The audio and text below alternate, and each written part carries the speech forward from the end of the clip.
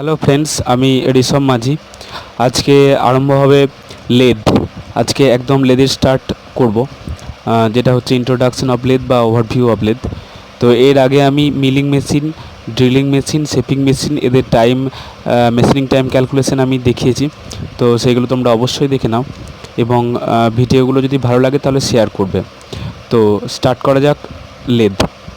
তো প্রথমে আমরা ওভারভিউ দেখব লেদের। তো ওভারভিউ দেখতে গেলে আমাদেরকে প্রথমে লেদের বেসিক কনসেপ্ট রাখতে হবে। তো বেসিক কনসেপ্টটা আমরা আগে দেখি কি যে লেদ কেমন দেখতে হয়। ওকে, সো লেদের একদম যে নিচের পোর্শনটা সেটাকে বলা হয় লেগ। তো সেটা আমরা প্রথমে ড্রয়িং করি।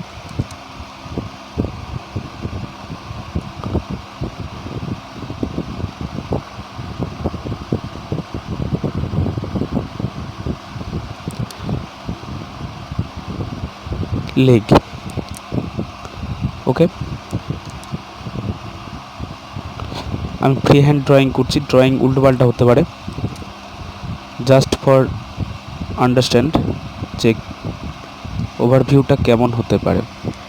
ওকে, তো এই দুটো হলো লেদের, এবং এই দুটো হচ্ছে খুব ইম্পর্ট্যান্ট এলিমেন্ট অফ লেদ। কারণ পুরো যে লেদের ওয়েটটা সেটা এই লেগের ওপর কনস্ট্যান্ট হবে এবং এই লেদগুলো বেসের সঙ্গে বোল্টেড থাকবে। ওকে, এরপর লেগের ওপর যে পোর্শনটা থাকে সেটাকে বলা হবে ট্রে। ওকে,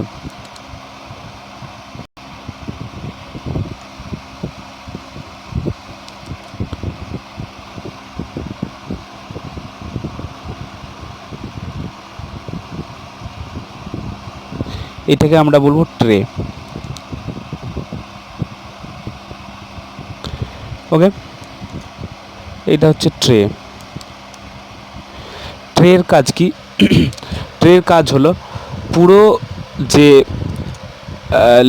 লেদ মেশিনের যে পুরো ফাংশনটা সেটা ট্রের ওপরে কনস্ট্যান্ট আছে, এবং ট্রের যে মেইন ফাংশন সেটা হচ্ছে আমি যখন লেদের কোনো অপারেশন করব, লেদ মেশিনের মধ্যে যখন কোনো অপারেশন করব, সেটা স্ট্রেট টার্নিং হতে পারে, স্টেপ টার্নিং হতে পারে, ট্যাপার টার্নিং হতে পারে, বা গ্রুপিং হতে পারে, বা থ্রেড কাটিং হতে পারে, হোয়াট এভার।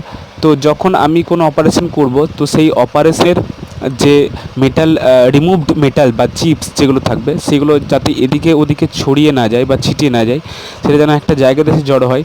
তো যেখানটাতে এসে জড়ো হবে, মানে গ্যাদার করবে চিপগুলো, সেইটা হচ্ছে এই ট্রেটার ভিতরে থাকবে। ওকে, ট্রেটার উপরে পড়বে এসে।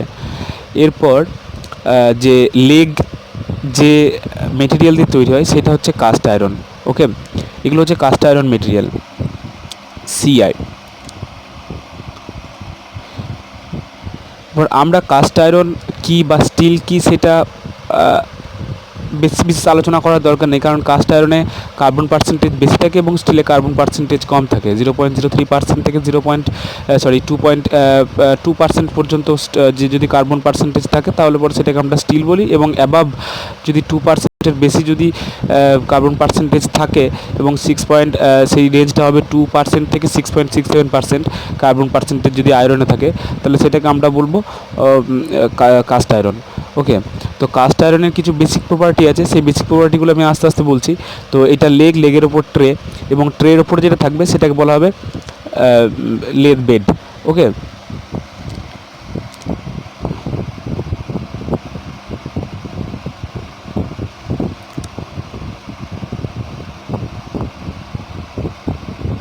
এটা হচ্ছে লেদ বেড। লেদ বেড হচ্ছে খুব ইম্পর্টেন্ট একটা অংশ একটা লেদের। এটাকে আমি বলছি লেদ বেড। ওকে, এটা হচ্ছে লেদ বেড, এবং লেদ বেড হলো লেদের একটা ইম্পর্টেন্ট অংশ। এ কারণে ইম্পর্টেন্ট অংশ কারণ এর ভিতরে যে ক্যারিয়েজ থাকবে বা যে টেল স্ট্রোক থাকবে সেগুলো এর ওপরেই মুভমেন্ট হবে, এবং এটা হচ্ছে মেন একটা মানে দুটো ইম্পর্টেন্ট যদি কম্পোনেন্ট থাকে একটা লেদ, সেটা হচ্ছে একটা হচ্ছে যে হেড স্ট্রোক, এবং অ্যানাদার ফাংশন হচ্ছে লেদ বেড। এরপর লেদ বেডটা আমার কাস্ট আয়রনে তৈরি হয়, এটাও কাস্ট আয়রনের মেটেরিয়াল। কাস্ট আয়রনের এই কারণে তৈরি হয় লেদ বেড, তার কারণ হচ্ছে যে কাস্ট আয়রনে যে আমার একটা গ্রাফাইটের যে ভূমিকা একটা গ্রাফাইটের যে প্রপার্টিসগুলো থাকে সেটা একটা সলিড লুব্রিকেন্ট হিসেবে কাজ করতে পারে। তো লেদ বেডও সেই রকম একটা সলিড লুব্রিকেন্ট, মানে কাস্ট আয়রনও সেরকম একটা সলিড লুব্রিকেন্ট হিসাবে কাজ করতে পারে। এরপর লেদ বেডের উপরে যে সমস্ত মুভিং এলিমেন্টগুলো থাকে তার ফলে যেন কোনো ওয়্যার অ্যান্ড টিয়ার বা কোনো করোশন না হয়, তার কারণে এগুলোকে কাস্ট আয়রন করা হয়।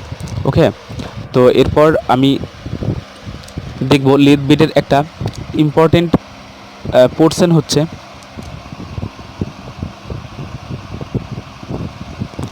এটাকে বলা হয় ফিড বক্স।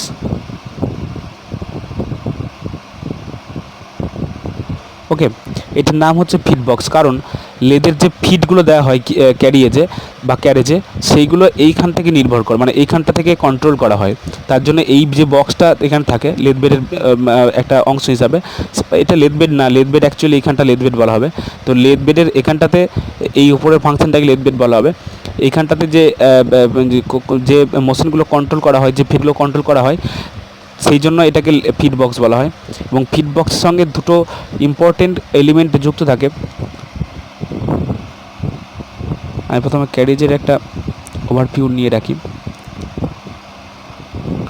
এতটা পর্যন্ত যদি আমার ক্যারেজ থাকে, তাহলে একটা থাকবে আমার লেড স্ক্রিউ,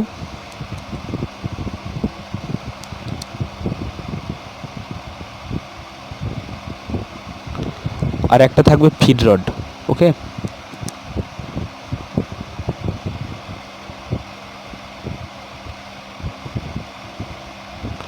এবং এদের উপর যেটা থাকবে সেটা ক্যারেজ। ওকে, এটা হচ্ছে আমার ক্যারেজ। তো ফিড বক্স থেকে আমার ফিড কন্ট্রোল করা হয় কাদের না, এই লেড স্ক্রিউ এবং ফিড রডের। লেড স্ক্রিউটা থ্রেড কাটা থাকে এরকম করে, লেড স্ক্রিউ এরকম থ্রেড কাটা থাকবে।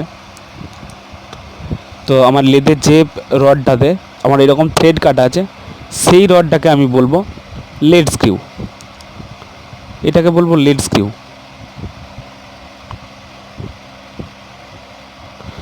এবং এটাকে বলবো ফিড রড। এই রডটার নাম হচ্ছে ফিড রড। ওকে, এরপর ফিড রডের সঙ্গে একটা ওয়ার্ম হুইল কানেক্টেড থাকে, এটাকে মুভমেন্ট করানোর জন্য, ক্যারেজটাকে মুভমেন্ট করানোর জন্য। এবং তার জন্য ওই যে ওয়ার্ম হুইলটা থাকে এটার ভিতরে, তো ওই ওয়ার্ম হুইলটা যাতে মুভ করতে পারে, তার জন্য এই ফিড রড। এটা পরে আমি দেখাবো বা পরের ভিডিওতে আমি দেখাবো। একটা ভিডিওতে পুরো লেন্থটা আলোচনা করা সম্ভব নয়, কারণ একটা ভিডিও খুব বেশি হলে 10 মিনিট 15 মিনিটের হবে। তো একটা ভিডিওতে পুরো লেন্থটা বোঝানো সম্ভব নয়। তো এই পরের ভিডিওগুলো তোমরা দেখতে থাকবে। তো এইটা হচ্ছে আমার ক্যারেজ, এবং এটা হচ্ছে লেড স্ক্রিউ, এবং এটা ফিড রড, এবং এখানে দুটো হুইল থাকে।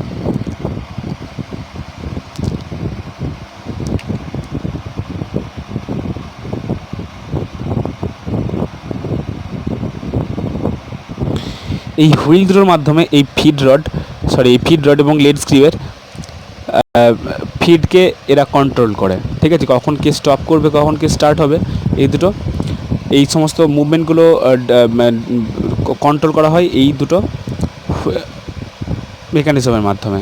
ওকে, এই দুটো হুইলের মাধ্যমে। এরপর চলে আসছি আমার আমি বললাম যে লেদ বেড আমার অবশ্যই কাস্ট আয়রনে হবে, এবং লেগগুলোও কাস্ট আয়রনে হবে। এবং কাস্ট আয়রনে হওয়ার একটা কারণ আছে। কাস্ট আয়রনের একটা বেসিক প্রপার্টি কি, এ ভাইব্রেশন অ্যাবজর্ব করতে পারে। যখন এই লেদ মেশিনটা রান করবে, তখন তো তার যে সমস্ত পার্টগুলো মুভ করছে, এবং সেই মুভমেন্টের কারণে লেদ মেশিনে একটা ভাইব্রেশন জেনারেট করবে। এবং সেই ভাইব্রেশনের জন্য যাতে আমার অপারেশনগুলো স্মুথলি হয়, মানে ভাইব্রেশনটা যেন অপারেশনে কোনো ডিস্টার্ব না করে, হ্যাজার্ডস না তৈরি করতে পারে, তার জন্য আমার সেই ভাইব্রেশনটাকে অ্যাবজর্ব করার মতো ক্ষমতা থাকতে হবে তো মেশিনটার। এবং সেইটা যাতে হয়, সেই অ্যাবজর্বেন্ট হিসাবে কাজ করে আমার কাস্ট আয়রন। ওকে, সো এরপর আমার আসি হেড স্ট্রোক।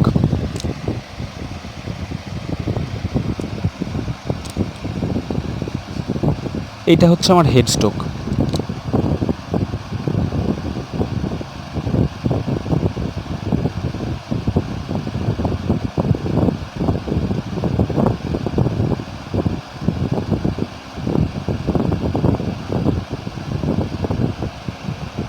এটা হচ্ছে আমার লেদের হেড স্ট্রোক। এই পোর্শনটাতে গিয়ার অ্যারেঞ্জমেন্ট থাকে, যার জন্য এই জায়গাটাকে আমি গিয়ার বক্স বলবো। ওকে, এখানে ফিড কন্ট্রোল হয় বলে এই জায়গাটাকে আমি যেমন ফিড বক্স বলছি, এখানে গিয়ার মুভমেন্ট বা গিয়ার মোশনগুলো কন্ট্রোল করানো হয় এই জায়গাটাতে, তার জন্য এটাকে আমি গিয়ার বক্স বলবো। ওকে, এরপর এই যে এটাকে আমি বলছি, এটা হচ্ছে হেড স্ট্রোক।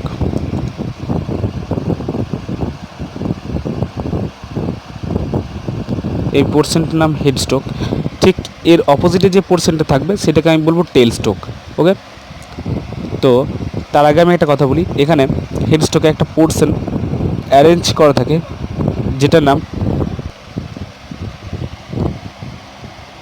এটার নাম হচ্ছে চাক।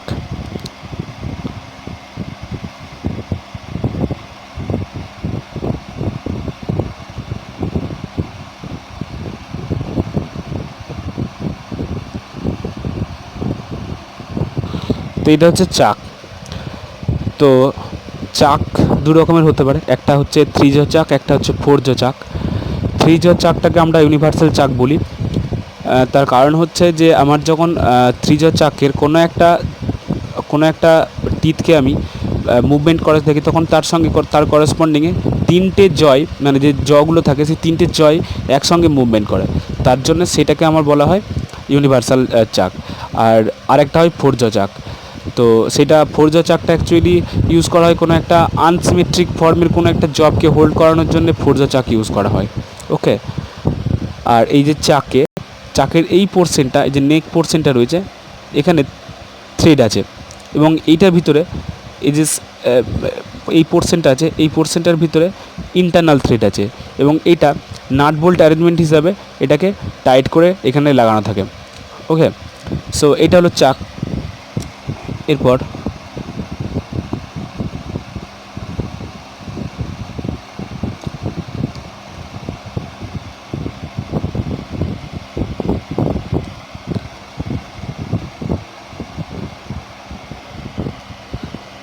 এই পোর্শনটাতে যেটা থাকে সেটাকে বলা হয় টেল স্ট্রোক। ওকে, এটাকে বলা হয় টেল স্ট্রোক।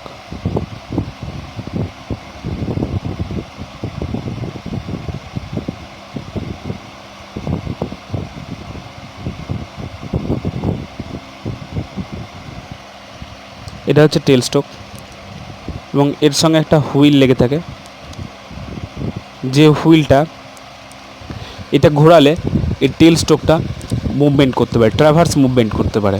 ওকে, এটার নাম হচ্ছে টেল স্ট্রোক। এই টেল স্ট্রোকের সঙ্গে আর একটা হুইল থাকে, হ্যান্ড হুইল, এটাকে ক্ল্যাম্প বলা হয়। এটার নাম হচ্ছে ক্ল্যাম্প। এই ক্ল্যাম্পটার কাজ কি, এই টেল স্ট্রোককে যখন আমি এই হ্যান্ড হুইল দিয়ে ঘুরিয়ে আমি ট্র্যাভার্স মোশন দেবো, ট্র্যাভার্স মোশন হচ্ছে এই ডিরেকশনে, বা অর্থাৎ এই টেল স্ট্রোকটা হয় এই দিকে যেতে পারবে অথবা পিছিয়ে যেতে পারবে, মানে ফরওয়ার্ড ডিরেকশন অথবা ব্যাকওয়ার্ড ডিরেকশনে যেতে পারবে। তো সেই মুভমেন্টটার কারণে কোনো একটা পোর্শনে এসে এই হ্যান্ড হুইল ঘুরিয়ে আমি যখন টেল স্ট্রোকটাকে আমি সাপোজ এই জায়গাটাতে এসে ফিক্সড করছি, তাহলে এই জায়গাতে ফিক্সড করার জন্য, মানে এই টেল স্ট্রোকটাকে আমি এখানে নিয়ে আসলাম, নিয়ে আসার পর এখান থেকে ফিক্সড করতে হবে, এখানে এসে একে টাইটলি ফিক্সড করতে হবে, তার জন্য এই ক্ল্যাম্পটা ইউজ করা হয়। ক্ল্যাম্পটা উঠিয়ে দিলে এখানে টাইটলি কনস্ট্যান্ট হবে এই জায়গাটাতে। ওকে, সো এটা হ্যান্ড হুইল, এটা ক্ল্যাম্প, এবং এটাকে বলা হয় টেল স্ট্রোক, এবং টেল স্ট্রোকের এই পোর্শনটাকে বলা হয় ডেড সেন্টার। ওকে, এটা হচ্ছে ডেড সেন্টার। কোথায় লিখি, এই জায়গাটা লিখি, ডেড সেন্টার। এটা হচ্ছে ডেড সেন্টার। ওকে, ডেড সেন্টারের এই অ্যাঙ্গেলটা 60 ডিগ্রি নেওয়া হয়। ওকে, ডেড ডেড সেন্টারের এই অ্যাঙ্গেলটাকে 60 ডিগ্রি নেওয়া হয়। ঠিক যদি সেরকম করে এরকম করে যদি এখানে আর একটা ওই রকম সেন্টার করা হয় তাহলে পরে সেটাকে বলবো লাইভ সেন্টার। ওকে, এ কারণেই আমি এটাকে লাইভ সেন্টার বলবো। সমস্ত রকমের মুভমেন্ট আমি হেড স্ট্রোকে পাবো বা লাইভ সেন্টারে পাবো। তার মানে যত রকমের গিয়ার অ্যারেঞ্জমেন্ট বা পুলি অ্যারেঞ্জমেন্ট বা যে সমস্ত মুভমেন্টগুলো সেগুলো সব হেড স্ট্রোকে হয়, তার জন্য আমি এটাকে বলতে পারি লাইভ সেন্টার। কিন্তু এখানে কোনো রকম কোনো মোশন হয় না, জাস্ট এইটা দেওয়া হয়, টেল স্ট্রোকটা ইউজ করা হয় কোনো একটা জব, যখন এখানে একটা জব থাকবে বা ওয়ার্ক পিস থাকবে, সেটাকে আমি এটাকে ঠেলে নিয়ে এসে এখানে টাইট করে লাগিয়ে যেন সেই ওয়ার্ক পিসটা ঠিকমতো ওয়েতে ঘুরতে পারে, মানে এটা যেন টাইটলি ঘুরতে পারে। যখন কোনো অপারেশন হবে তার জন্য এর কোনো ডিফ্লেকশন বা বেন্ডিং না হয়, তার জন্য আমি টেল স্ট্রোকটা ইউজ করি, আমরা টেল স্ট্রোকটা ইউজ করি। ওকে, এরপর এই যে টেল স্ট্রোকটা বা এই যে ক্যারেজটা আমার মুভমেন্ট হবে, ক্যারেজের ভিতরে আমার এটাকে বলা হয় ক্যারেজ। ক্যারেজে আমি একটা অন্য কালার দিয়ে আঁকি। এখানে একটা বড় হুইল থাকে, একটা বড় হুইল থাকে এখানটাতে।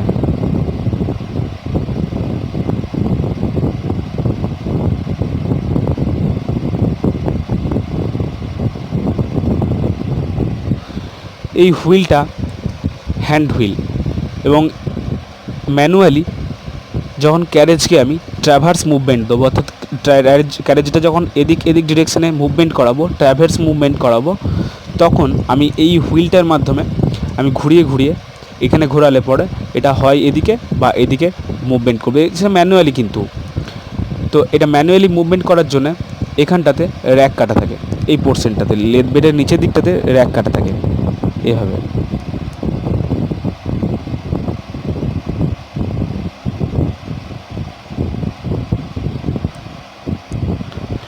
এবং অন্য একটা গিয়ার এখানে মেস করানো থাকে পিনিয়ন হিসাবে।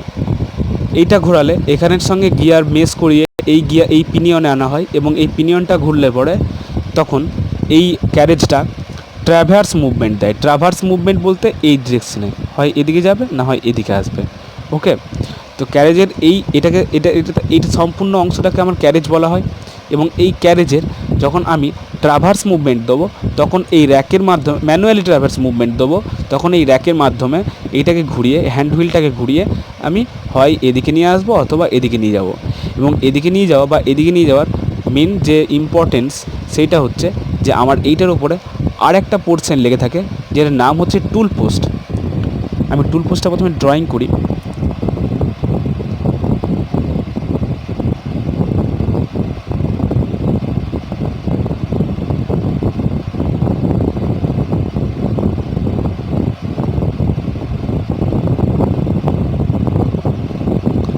টুল পোস্টের এই হেড পোর্শনটা বোল্টেড করা থাকে এভাবে, এবং এটা আর একটা পোর্শন দিয়ে এইভাবে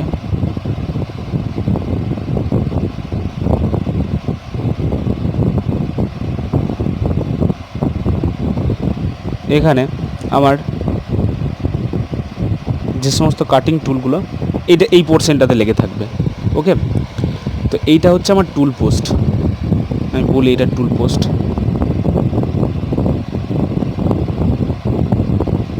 তাহলে আমি কোনটাকে টুল পোস্ট বলছি? আমি এই পোর্শনটাকে টুল পোস্ট বলছি। ওকে, এটা হচ্ছে টুল পোস্ট, এটা হচ্ছে চাক, এটা টুল পোস্ট, এটা হেড স্ট্রোক, এটা টেল স্ট্রোক। ওকে, এটা ক্যারেজ, এই ফাংশনটাকে আমি ক্যারেজ বলছি। তো তাহলে ক্যারেজটাকে যখন আমি ট্র্যাভার্স মুভমেন্ট দেবো, তখন আমি এই হ্যান্ড হুইলটা ইউজ করব। কিন্তু যদি আমাকে এই ক্যারেজটাকে ক্রস ফিট দিতে হয়, তার মানে আমার এই ডিরেকশনে দিতে হয়, এই ডিরেকশনে, তখন এই ক্যারেজে আর একটা হুইল থাকবে, সেই হুইলটার মাধ্যমে আমি ক্রস ফিট দেবো। এইখানটাতে থাকবে একটা হুইল, যে হুইলটার মাধ্যমে আমি ক্রস ফিট দেবো। ওকে, এই হুইলটার মাধ্যমে আমি ক্রস ফিট দেবো। যখন কোনো একটা ওয়ার্ক পিসের তার ক্রস সেকশন ওয়াইজ আমার কোনো একটা অপারেশন হবে এবং ক্রস সেকশন ওয়াইজ যখন আমাকে টুলটাকে মুভমেন্ট করাতে হবে, তখন এই এই ক্রস ফিটটার মাধ্যমে আমাকে ক্রস ফিট দিতে হবে। এই ক্রস ফিট হুইলের মাধ্যমে আমাকে ক্রস ফিট দিতে হবে। কাকে দিতে হবে? টুলকে দিতে হবে। জব কিন্তু এখানে একদম হোল্ড আছে চাকের সাহায্যে, এর কোনো মুভমেন্ট নেই, এর শুধুমাত্র একটা রোটেশনাল মোশন দিচ্ছে। মুভমেন্ট হবে কার? টুলের মুভমেন্ট হবে। ওকে, এবং শেষমেশ আর একটা এখানে হ্যান্ড হুইল থাকবে। হ্যান্ড হুইল,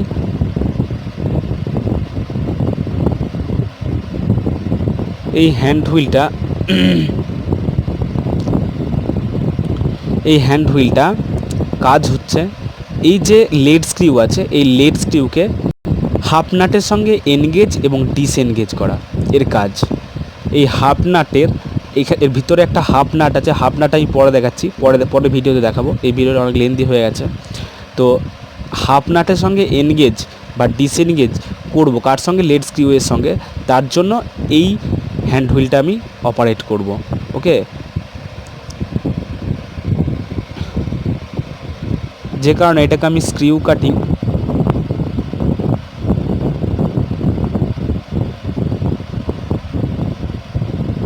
এনগেজ বলতে পারি, এটাকে স্ক্রিউ কাটিং এনগেজ বা ডিসএনগেজ যেটাই করতে চাই সেটাকে আমি এই হ্যান্ড হুইলটার মাধ্যমে আমি করব। ওকে, তো এই ছিল আমার আজকের ইন্ট্রোডাকশন লেদের। তো আমি এটা হচ্ছে লেদ, এটা হচ্ছে আমার লেদ বেড, এটা হচ্ছে ফিট বক্স, এটা গিয়ার বক্স, এবং এই পুরোটাকে বলা হচ্ছে আমার হেড স্ট্রোক, এটাকে চাক, এটা টুল পোস্ট, এটা ক্যারেজ, এটা টেল স্ট্রোক। ওকে, আশা করি এই ওভারভিউটা তোমরা বুঝতে পেরেছো। যদি বুঝতে পেরে থাকো তাহলে তোমরা লাইক করো ভিডিওটা এবং বন্ধুদের সঙ্গে শেয়ার করো, কারণ বাংলায় মেকানিক্যাল ইঞ্জিনিয়ারিং পড়ানোর মতো আশা করি ইউটিউবে অনেক কম চ্যানেলই আছে। তো যদি তোমাদের ভালো লেগে থাকে তাহলে তোমরা অবশ্যই তোমার বন্ধুদের সঙ্গে শেয়ার করো। Thank you.